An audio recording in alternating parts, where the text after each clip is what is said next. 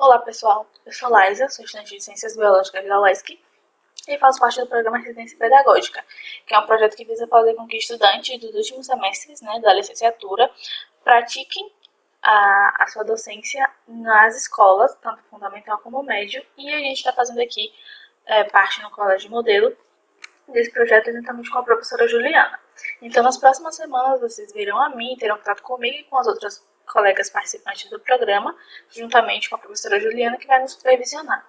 Então, fiquem à vontade para tirar suas dúvidas, deem sugestões. Lá no Classroom tem uma parte só para vocês mandarem as suas mensagens. Então, nós vamos começar a aula de hoje, falando sobre características dos seres vivos. E quando falamos dos seres vivos, nós temos que falar primeiramente do que é célula.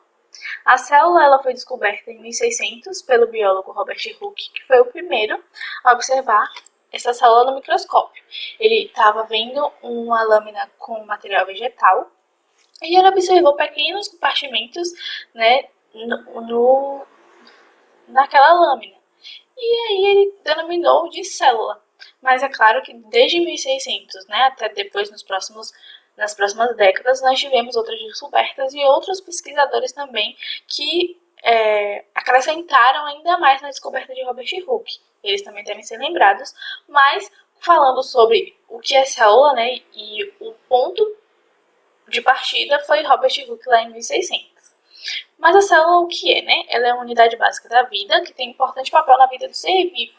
Então, todo ser vivo é constituído de células e tem células no seu interior que desempenham um importante papel para a perpetuação da vida.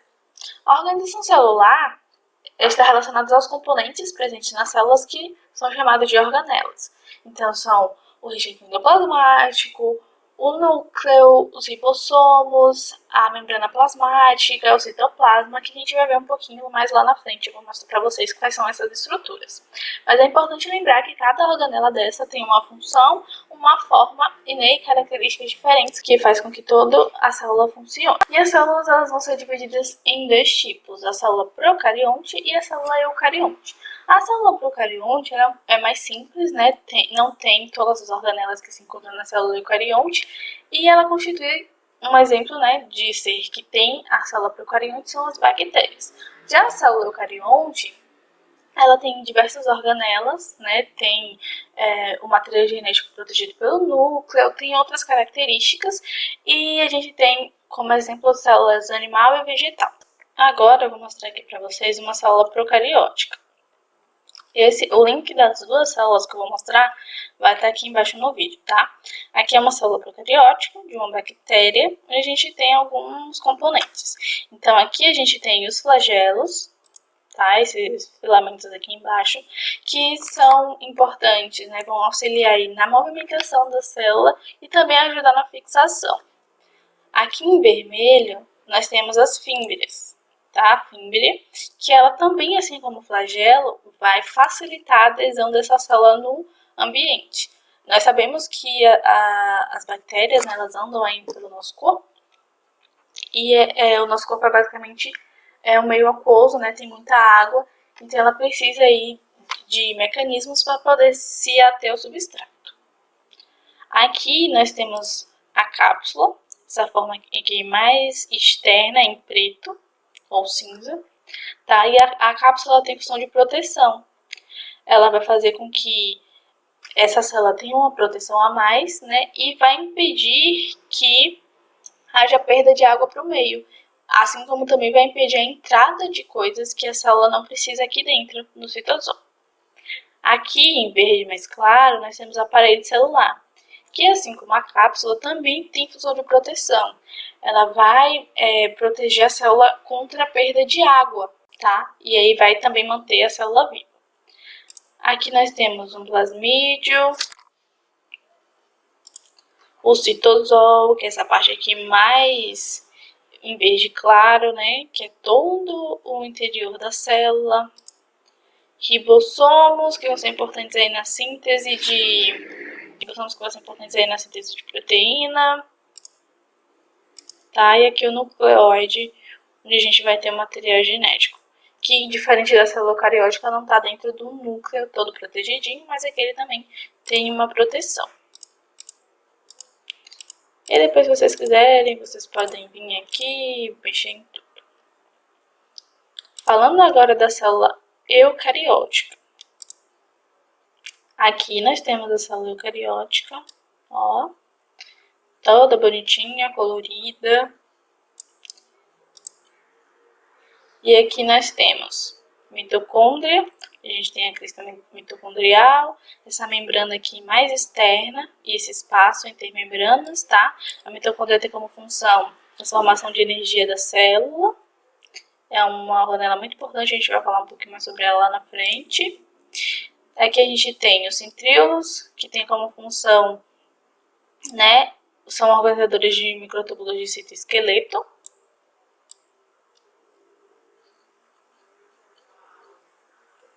Vai servir aí na mitose e na meiose, que a gente vai ver mais lá na frente. Aqui a gente tem o peroxissomos, que vão ter, onde vai ocorrer reações bioquímicas de peróxido de hidrogênio. Depois nós temos o complexo de Golgi, aqui onde a gente tem essas entrâncias, são chamadas de cisterna, que tem como função a síntese de direcionamento de proteínas. Então, as proteínas que vão ser feitas lá no retículo endoplasmático, a partir dessas vesículas aqui, vão ser transportadas de lá até o complexo de Golgi, onde a gente vai ter o término dessa síntese e ele vai direcionar para onde é que essas proteínas, que essas substâncias vão ser, qual o papel delas no corpo. Aqui a gente tem a membrana plasmática, que tem como função revestir, proteger e fazer a permeabilidade seletiva da célula. Aqui nós temos as vesículas, ó, o sistema de transporte, onde leva de um lugar a outro. Nós temos aqui bonitinho o núcleo, com os poros nucleares, o nucleolo aqui no meio, onde a gente tem o DNA aqui, e a cromatina, que é onde está envolto o DNA. A gente vai ter o armazenamento da informação genética, né? Esse DNA, essa informação genética depois ela vai ser transcrita. A gente vai ver um pouquinho lá na frente, quando a gente estiver falando sobre reprodução. Aqui nós temos o citoesqueleto, responsável pela movimentação e a forma da célula, fazendo quase a mesma função lá do flagelo na célula procariótica.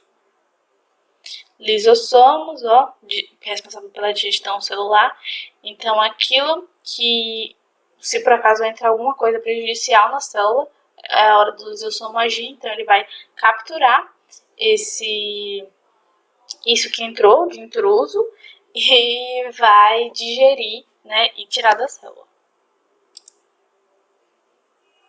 Aqui nós temos os ribossomos, ó, realiza a síntese de proteínas e está aqui no retículo endoplasmático rugoso, que tem esse nome justamente por causa dos ribossomos que são aderidos a ele. E aqui a gente tem o retículo endoplasmático rugoso e o retículo endoplasmático liso, né, que é uma rede de membranas envolvidas em processos de síntese. E essa aqui é a nossa célula eucariótica. Vocês viram lá na célula eucarionte, né, a mitocôndria, que vai ter a função de produção de energia e essa energia ela vai ser liberada depois para alguns processos do nosso corpo. E quando estamos falando de energia, nós precisamos falar sobre o metabolismo, que é o conjunto de todas as reações que ocorrem no organismo para controlar os recursos materiais e energéticos. Então essa síntese ela tem como objetivo a obtenção de energia química, a síntese e degradação de biomoléculas, a produção das macromoléculas, que são elas carboidratos, lipídios e proteínas, que são também as principais fontes de energia que vão ser utilizadas nessas reações. E nós obtemos essas macromoléculas a partir da alimentação. Então, cerca de 75% da energia produzida a partir da alimentação é utilizada para a realização das funções vitais do organismo. Então, aqui nós temos, nessa primeira imagem, né, a alimentação. Claro que essa alimentação aqui não está balanceada, porque ele está comendo hambúrguer, está comendo pizza, e tem uma ou duas aqui frutas, tá? Então, quanto mais balanceada e mais saudável for a sua alimentação, mais você vai ter certeza que está comendo todas essas macromoléculas. E aqui nós temos uma garota, né, se exercitando, que é onde vai ser usada essa energia. Então, a gente usa energia para caminhar, para correr, para estudar, para dormir, nós ainda também estamos gastando energia. Então é importante repor e a alimentação faz esse processo. Bom, falando sobre o metabolismo, ele pode ser dividido em duas etapas, né? O catabolismo, que é a degradação das moléculas complexas em produtos mais simples, com a liberação de energia, e o anabolismo, que são moléculas complexas que são produzidas a partir de moléculas simples, onde há o consumo de energia. Então, aqui nesse esquema, vocês estão vendo os dois tipos de metabolismo. O catabolismo, onde a gente vai ter uma degradação aqui dessa molécula complexa, como a proteína, por exemplo, que a proteína é um conglomerado de vários outros. Então, aqui a gente tem, por exemplo, a proteína. A gente vai ter a degradação dessa proteína, onde vai ter a liberação de energia. E a gente vai ter, no final, a formação de várias moléculas simples. Tá? Esse aqui é o que acontece com polissacarídeos. Então, lactose acontece isso aqui também, onde a gente tem a quebra. E aqui a gente tem o anabolismo, onde a gente vai ter a síntese, ou seja, a formação de uma molécula. Mas a gente vai pegar várias moléculas simples, né? Aqui vai ter o gasto de energia para juntar todas essas pequenas moléculas, onde a gente vai ter uma molécula complexa no final. Então, o catabolismo a gente tem a liberação de energia e no anabolismo a gente tem a absorção de energia. Mas todos os dois processos eles são feitos, eles precisam ser feitos, né, para manutenção aí da energia do nosso corpo, para fazer todos os processos importantes. Tá? Então, elas precisam acontecer, tanto o catabolismo como o anabolismo. Então, eu queria deixar aqui uma questão para vocês responderem aí, tá? Por que às vezes, apesar de estarmos de estômago cheio, quando vemos um pedaço de bolo de chocolate, bate logo aquela vontade de comer? Então, você acabou de almoçar, tá satisfeito, e aí sua mãe fala que tem uma sobremesa, tem um bolo, tem um pudim, um brigadeiro, e você logo levanta a mão e fala assim, eu quero, mesmo já estando cheio. E eu queria que vocês pensassem no porquê isso acontece, tá? Vou dar um tempinho aí para vocês pensarem sobre isso. Isso vai acontecer porque nós, seres vivos, temos uma característica indispensável, tá? Que é só dos seres vivos. Plantas, animais, algas, tá? Fungos. Nós temos reações a estímulos. Então, nós temos o nosso olfato, nós temos o nosso paladar. Quando tá frio, a gente sente. Quando tá calor, a gente começa a suar e sente também. Então, essas reações aos estímulos também vão fazer com que a gente se preserve, tá? Com que a gente, como é o caso aqui da mimosa púdica, que é uma plantinha que eu não sei se vocês conhecem, que quando a gente toca nela, ela fecha as folhas, como forma de proteção. Então, a reação aos estímulos são muito importantes, porque também vão fazer a gente analisar se aquela situação é perigosa ou não. Então, a gente consegue discernir aí uma boa opção ou uma má opção de acordo com aquilo que a gente tem a reação e a gente sente. Olá, pessoal. Me chamo Beatriz Leite, né? Estudo Ciências Biológicas na UESC e sou colega de Lázia. Então, a gente trouxe aqui para vocês essa aula para que possa auxiliar vocês nesse processo de entendimento, né, do assunto fixação, visto que a gente está em pandemia, né? Então, a gente tem que adaptar o máximo possível para que vocês possam tirar o máximo de proveito possível. Então, qualquer dúvida que vocês tiverem, vocês podem estar comunicando a gente, tá falando com a gente, que a gente está sempre aqui para responder. Então, dando continuidade ao que Lázia já vinha falando, né? Crescimento e reprodução. Então, é fato, né, que todo ser vivo, eles são capazes de se reproduzir. Se eles se reproduzem, consequentemente, eles crescem. Então, eles precisam crescer, eles precisam gerar descendentes e passar suas características. Isso é fato, né?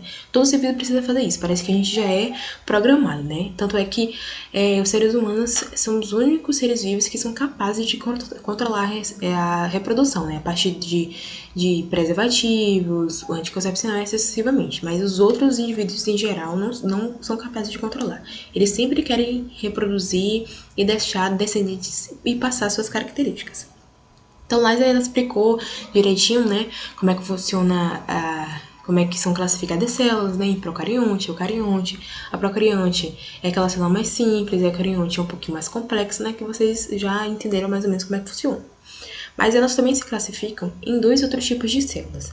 A unicelular, né, que é praticamente a mesma coisa do que vocês aprenderam, que é a procarionte, né, univendi-1. São seres vivos que são formados por apenas uma célula, univendi-1. Então, essa única célula é autossuficiente, ela é capaz de manter todas as suas atividades, ela é capaz de se alimentar, se locomover tudo sozinha, ela mesmo faz tudo sozinha, se reproduz tudo sozinha.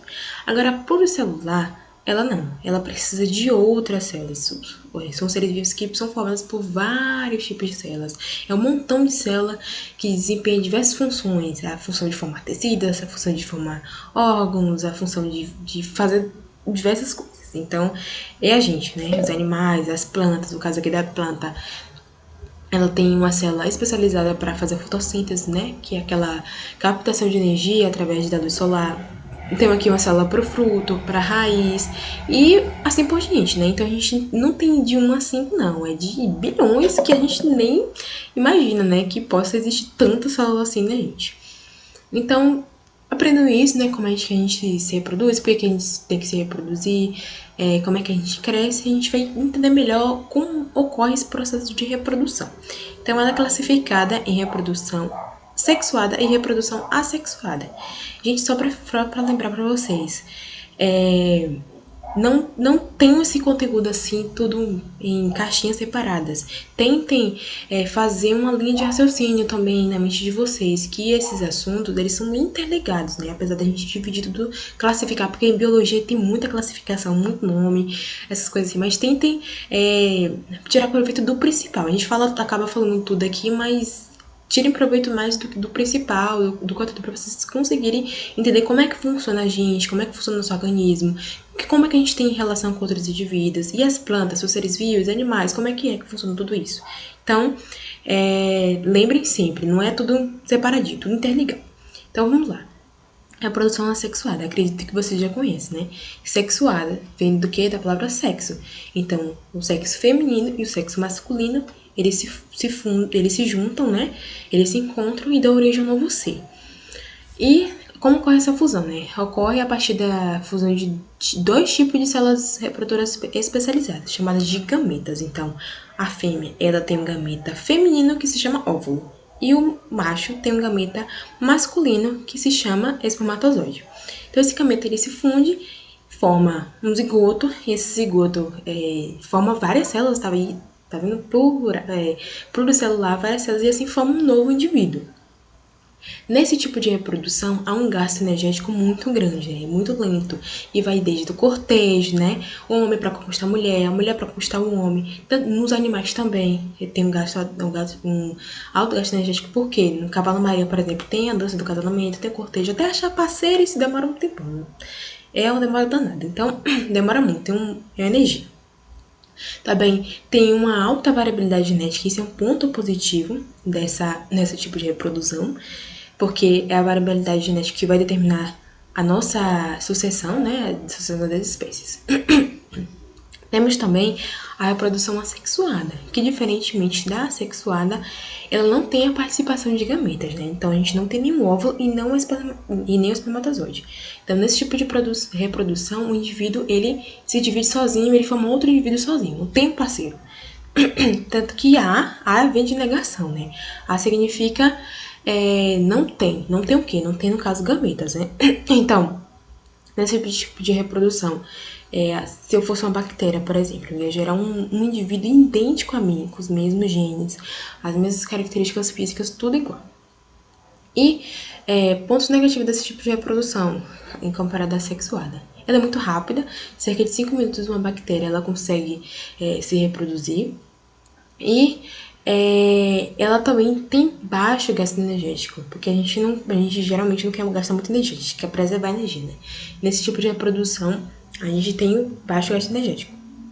Só que em contrapartida, ela tem uma baixa variabilidade genética, ou seja, não tem variabilidade, não tem. Agora eu preciso que vocês guardem essa variabilidade genética, guardem um pouquinho na mente, que eu vou explicar mais à frente como é que vai funcionar esse processo, porque é a base de tudo, a gente vai conseguir entender agora.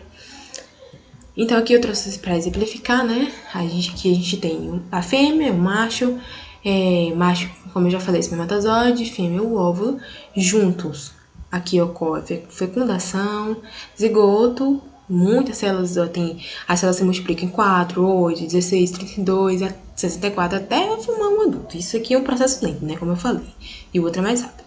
Aqui é sexuada e aqui é assexuada. Aqui, esse tipo de animal aqui é uma planária. Ela parece com a minhoca, mas não é a minhoca. A minhoca é mais cilíndrica. E esse tipo de animal aqui é mais achatado. Então, nesse caso aqui, se a gente pegar e cortar a planária aqui em vários pedacinhos, como essa pessoa que fez, vários pedacinhos, aqui tem 7 pedaços. Se eu cortar ela, espera mais ou menos 14 dias, ela vai se reproduzir, vai se regenerar e vai produzir novos indivíduos, né? Novos clones dela. Então aqui um indivíduo gerou 7. Viu aí como é que funciona a reprodução sexuada? É um indivíduo só gera vários clones daquele mesmo indivíduo. Então é assim que mais ou menos que funciona, né? Que vocês, a bactéria, por exemplo. Chegamos onde a gente queria, né? Variabilidade genética. Então, a variabilidade genética nada mais é, por definição, assim, mais ou menos, para que vocês possam entender, é uma diversidade, diversidade de genes e características físicas que eu posso apresentar na minha espécie, ou seja, a espécie humana. Então, nesse caso aqui, por exemplo, é só você pensar no seu pai, na sua mãe, ou então no parente próximo que você tem. Quando você olha para ele, você vê algumas semelhanças, sim. Você tem semelhanças genéticas por conta da hereditariedade. Você herdou o cabelo, a cor de pele, tem fatores hereditários, mas também tem diferenças. E é isso que nos torna variáveis. Então a gente tem essa variabilidade genética por conta dessas diferenças. Porque pensa, se dois indivíduos de sexos diferentes, eles cruzaram, claro que eles vão gerar um ser parecido, mas também um ser diferente, com características físicas diferentes. Então, é isso que nos torna mais fortes, né? Porque, por exemplo, se eu fosse uma bactéria, eu vou gerar como eu já falei, um indivíduo igual a mim, um clone. Aí eu vou lá, sou sensível ao meio ambiente, sou sensível à variação de temperatura. Aí, pá, sou sensível, vou morrer. Por quê? Porque eu sou sensível. E meu clone vai fazer o quê? Vai morrer. Porque ele é sensível também, porque ele é um clone meu. Então ele vai morrer da mesma forma. Para exemplificar, né, eu trouxe aqui esse exemplo para a gente entender como é que funciona mais ou menos a variabilidade genética na interação do ambiente, né, que a gente vive. Então, aqui a gente tem uma família de coelhos, né, com orelhas longas e curtas. Provavelmente aqui ou a mãe ou o pai tinham um dos dois, por isso que gerou esse tipo, né. Então a gente tem aqui essa família que vive no ambiente. Tá lá, estão brincando, estão caçando, estão fazendo várias coisas. Esse tipo, na seleção natural, no ambiente, a seleção natural acontece da seguinte forma. Eu tenho várias características vantajosas que vai ser selecionada conforme o meio que eu vivo. Ou seja, essa característica vantajosa vai me adaptar para viver melhor e sobreviver e passar novas características para os meus descendentes. Nesse caso aqui, predadores, lá, que é uma diversidade do meio ambiente, no natural, eles atacaram o grupo de coelhos. Só que lá tinha coelhos com orelhas longas e curtas. Quem ia sobreviver melhor? Se for, por exemplo, uma cobra.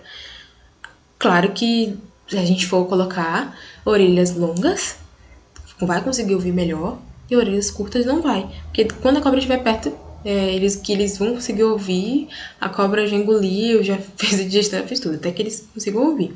Então, esses coelhos, né, que têm orelhas maiores, eles vão fugir, porque eles vão conseguir ouvir. Então, essa característica aqui de orelha longa, ela foi selecionada, né? Foi uma seleção natural da diversidade da natureza que selecionou esses indivíduos. Então, esses indivíduos melhores adaptados a sobreviver no meio ambiente, eles vão sobreviver e passar essa nova característica.